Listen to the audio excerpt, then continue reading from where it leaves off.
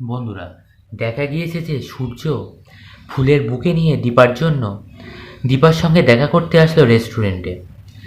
সূর্যর সাথে পিছন পিছনে আসলো সোনা। এরপরে দেখা যায় সূর্য দীপাকে ফুলের বুকেটা দেয়। তখন দীপা খুশি হয়ে থ্যাংক ইউ জানায় আর বলে যে এটা আমার প্রিয় ফুল, আপনি জানলেন কি করে? তখন সূর্য বলে আমার ওয়াইফেরও প্রিয়।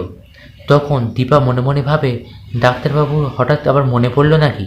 তখন দীপা বলে আপনি জানেন আপনার ওয়াইফ কোথায়? তখন সূর্য বলে আমি ঠিক জানি না, মানে কোথায়, এরকম বলতে থাকে। এরপরে সূর্য বলে আচ্ছা আপনার বিয়ে হয়ে গেছে? তখন দীপা বলে হ্যাঁ। সূর্য জিজ্ঞাসা করে আগের দিন কি আপনার পাশে ছিল উনি কি আপনার হাজব্যান্ড? তখন দীপা বলে না, উনি আমার ভালো বন্ধু। এরপরে সোনা আসে।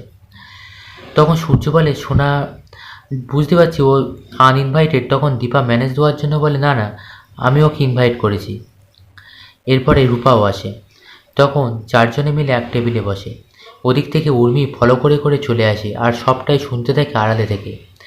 তখন এসব কথা শুনে উর্মি ভাবে দাদাই যদি অনেক কিছু মনে পড়ে যায়, কিছু বলে ফেলে, তাহলে তো মুশকিল হয়ে যাবে। যেভাবে হোক আমাকে ওষুধটা খাওয়াতেই হবে। কীভাবে যে ওষুধটা খাওয়ায় সেটা ভাবতে থাকে উর্মি। এরপরে দেখা যায় কথায় কথায় সূর্য অনেক কথাই বলতে থাকে। এরপরে ওয়েটারকে যখন খাবার অর্ডার দেয় তখন বলে ফেলে যে না, দীপার কিন্তু চিংড়ি মাছে অ্যালার্জি আছে।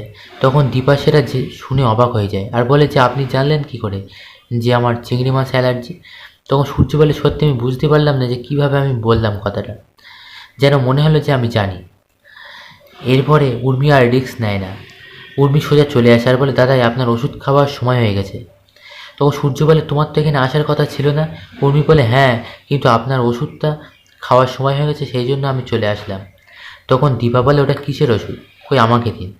তখন উর্মি বলে কেন, বাইরের লোকের কাছে দিতে হবে কেন? এই বলে কথাবার্তা চলতে থাকে। এমন সময় ওয়েটারের হাত থেকে, মানে উর্মির হাতে ধাক্কা লেগে গরম স্যুপ দীপার হাতে পড়ে যায়। তখন সূর্য তাড়াতাড়ি করে দীপার খেয়াল করে যত্ন নেয়। সূর্য টেক্স কেয়ার অফ দীপা, দীপার ওপর যত্ন নেয়। দীপার হাতে বরফ ধরে এবং হাতে জলও ধরে, ঠান্ডা জলও দেয়।